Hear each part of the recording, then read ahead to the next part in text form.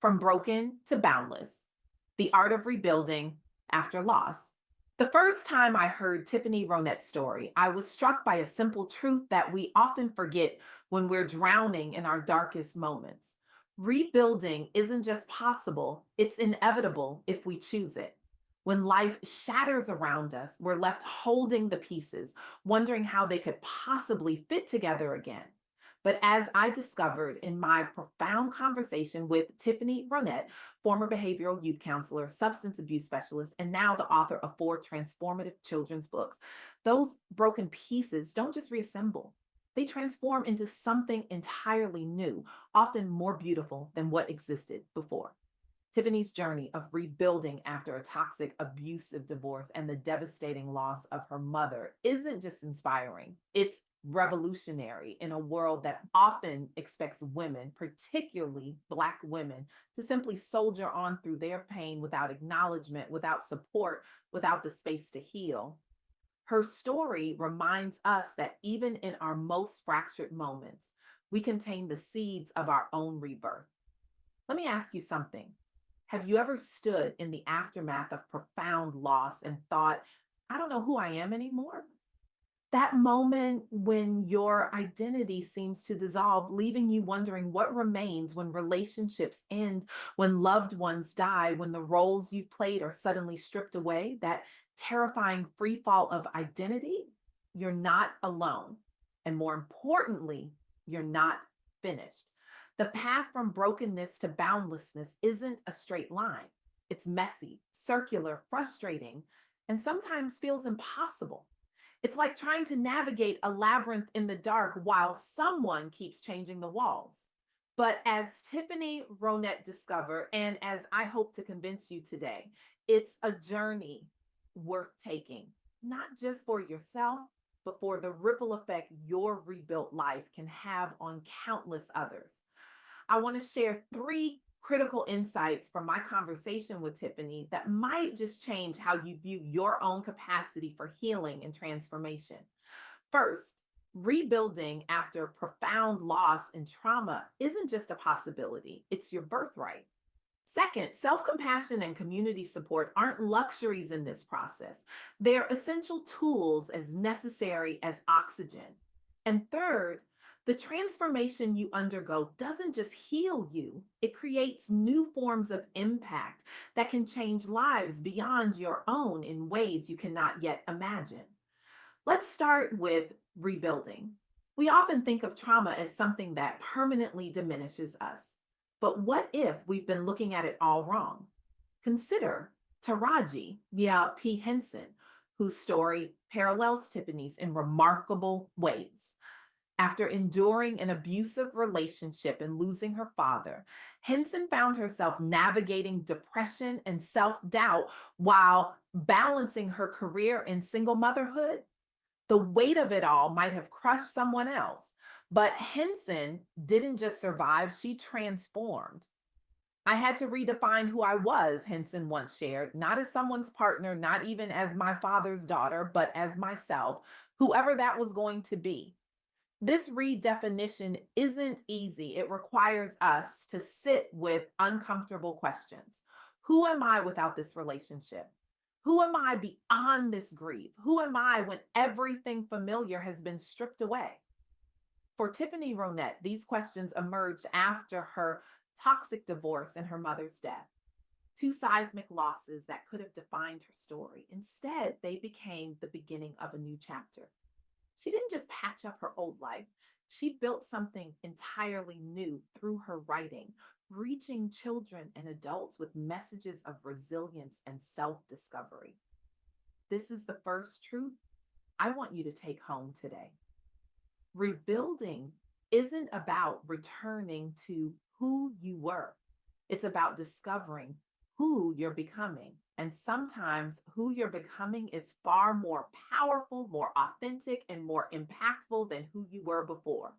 But, and this is crucial, you cannot rebuild alone. Which brings me to the second insight from my conversation with Tiffany. Self compassion and community support are non negotiable elements of healing. We live in a culture that glorifies self reliance, especially for Black women. The strong Black woman trope doesn't just follow us, it haunts us, demanding that we carry impossible burdens without complaint, that we prioritize everyone else's healing before our own, that we somehow turn our pain into productivity without ever acknowledging that we're bleeding. Dr. Thema Bryant, current president of the American Psychological Association, knows this burden intimately. After surviving childhood trauma and losing her mother, she faced not just grief, but the cultural stigma around seeking help. The expectation was clear: handle it yourself, pray about it, but don't talk about it. Don't burden others with your pain. Don't show weakness. Dr. Bryant rejected that narrative. She embraced therapy, spiritual practices, and academic research to process her trauma. Today, she's a global expert on trauma recovery, hosting the Homecoming podcast and making healing resources more accessible, especially for Black women who have been told for too long that their pain doesn't deserve attention. Healing isn't selfish, and Dr. Bryant often reminds us it's sacred work. Tiffanie Ronette embraced this truth as well. After years of helping others as a counselor, she had to learn to turn that compassion inward. She sought therapy, practiced self compassion, and leaned on supportive networks. And she discovered that vulnerability isn't weakness, it's the foundation of authentic strength. This is revolutionary, particularly for Black women who have been conditioned to believe that needing help somehow diminishes their power. But what if the opposite is true? What if acknowledging our need for support is actually the most powerful stance we can take?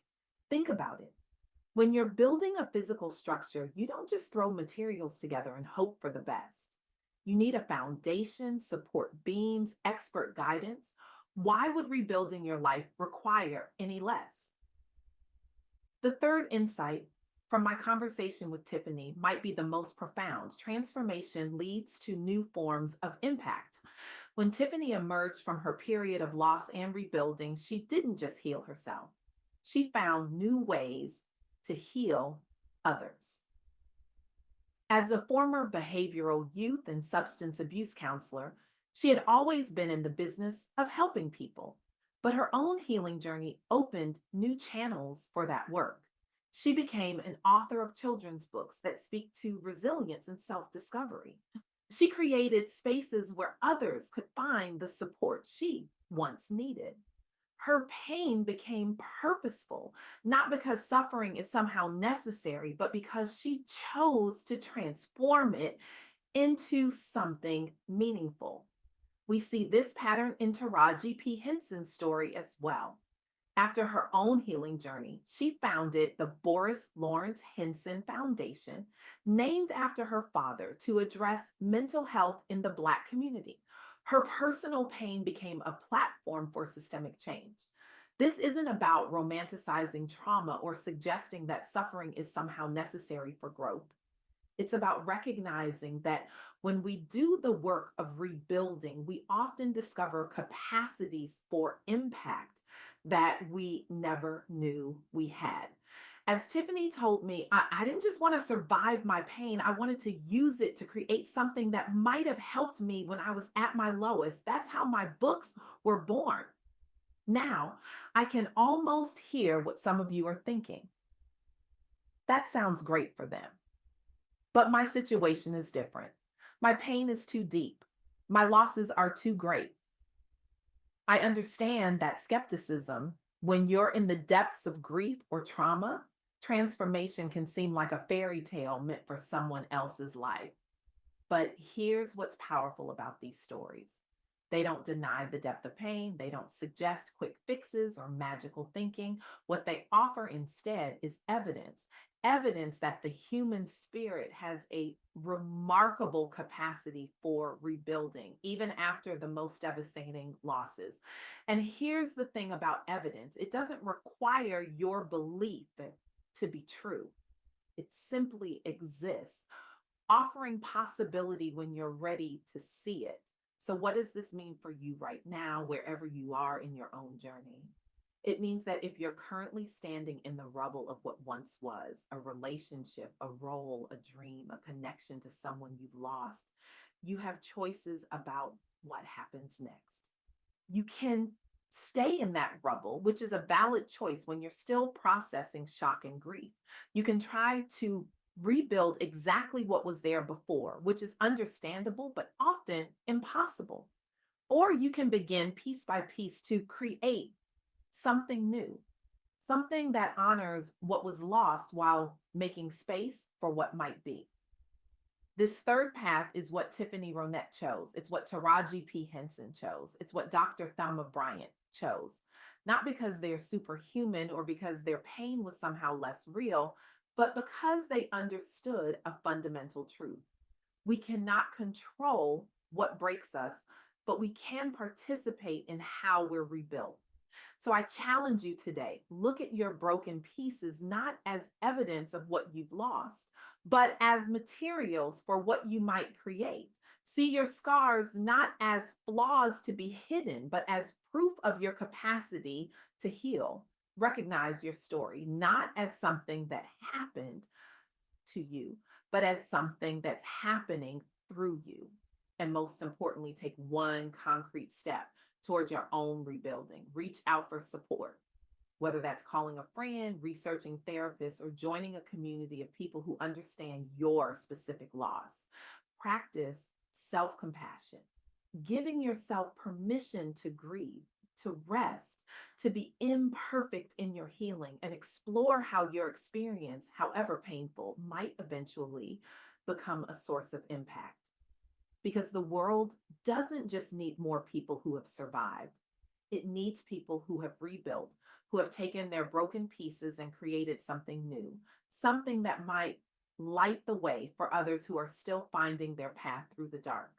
As Tiffanie Ronette's journey shows us, when we rebuild with intention and compassion, we don't just recover what was lost. We discover what was waiting to be found, a stronger self, a deeper purpose, and a boundless capacity to transform not just our own lives, but the lives of everyone we touch. Your broken pieces don't define you. What you build with them might just change the world.